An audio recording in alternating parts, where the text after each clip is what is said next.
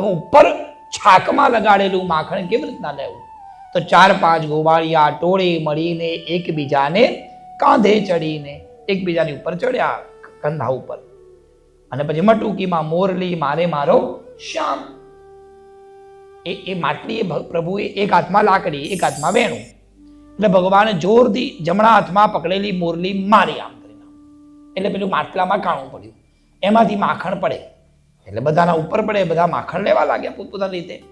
હવે કૃષ્ણને પણ માખણ ખાવું છે, માટલીમાં મોરલી મારવી, એમાંથી માખણ પડવું. હવે માખણ કનૈયો લે કેવી રીતે ખાય? એક હાથમાં તો મોરલી છે અને એક હાથમાં લાકડી છે. હવે કરવું શું? તો કનૈયાએ કર્યું શું? તો એ જે મોરલી હતી એ ફટ કરીને કમરમાં ખોસી દીધી, એટલે એક હાથ ફ્રી થઈ ગયો. હવે બીજા હાથે બેલેન્સ કરવું પડે, એટલે આ જે લાકડી હતી એ ભગવાને આમ કરીને બગલમાં આમ દબાવી દીધી.